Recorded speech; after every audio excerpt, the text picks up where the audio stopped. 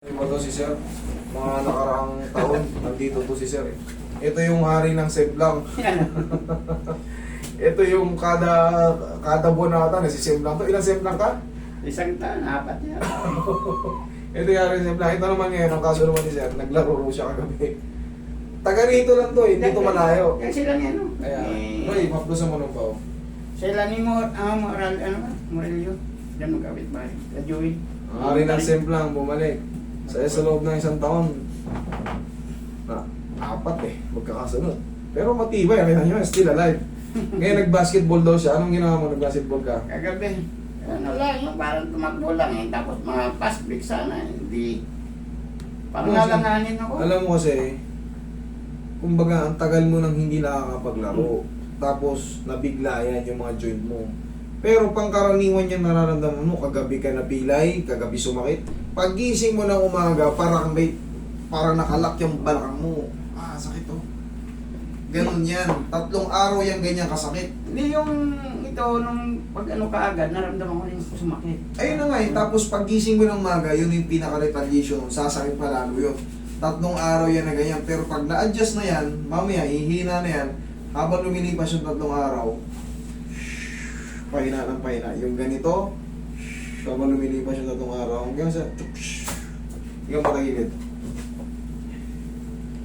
Tsaka hindi ka pa pwede basta-basta maglaro. Mag-stretching ka muna. Relax lang. Kabilang side. Mapipilay kayo ng walang dahilan. Simpleng kilos, pilay kayo. Eh, sino bang nahihirapan? Ako ba? Kayo? Nahihirapan. Eh, payo ko lang sa inyo para hindi kayo mapipilay. Mag-basic stretching. Relax lang. Umula na. Sige, ito pa. Minsan nadadaanan ka na doon. Inusok mo yung mukha mo, sir. Pababa eh. Sa butas po, may butas.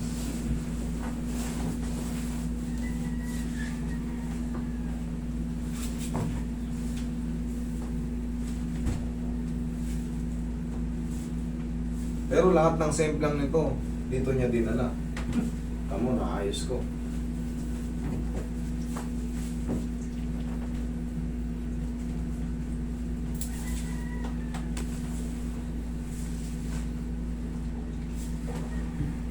Relax lang, umlabanan. Tsaka mo sabihin sa akin, hindi ka makayo pag lumipas na yung 3 araw. Pero yung retaliation kasi ng mga ganyang napilay kayo kagabi, pagising nyo ng umaga, naku po. Sige po, 2 kamay dyan sa chest. Sigurado. Sigurado. Magaya. Inhale. Exhale. Yan nga lang. Mag-iingat palagi. Ngayon, bossing, yung nararamdaman niya sa mga ka-3M ko, normal lang yan. Para ka lang din naman natapilok ka ngayon. Subukan mo gumising bukas ng umaga. Pwede nga pumasok to bukas. Pwede kang pumasok. O hindi naman matigas trabaho ko. Pwede kang pumasok. Ang hindi ka lang pwedeng masimplang ka ulit.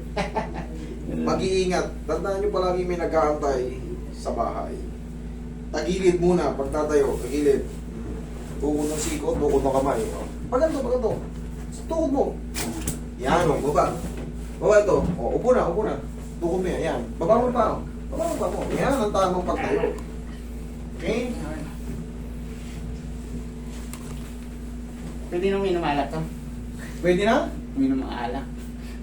Wala namang problema sa pag-inom eh. Birthday ni Paring Joel eh. Ngayon dyan, yung Tarel. Walang bawal. Hindi ito bawal. Walang bawal. Ang bawal. Pag ligo, bossing, hindi pwede rin. Yun ang bawal. Mali. Pwede kang mag-inom. Pwede tayong mag-inom. Kahit nagpahilot kayo, pwede tayong mag-inom. Pero syempre, drink moderately. Tandaan nyo, ang inuman ay para sa pangkwentuhan lang. Hindi yung pag nakainom kayo, sagad-sagad. Diyan na, sa tabi. Tapos magmamahoy kayo. Ay, Yan ang bawal. Hindi pwede. Okay? Ay, drink moderately lang. Pwede kayong mag-inom, pero alam nyo yung sa sarili nyo hanggang saan boundary nyo. Okay? Okay, bossing. Thank you.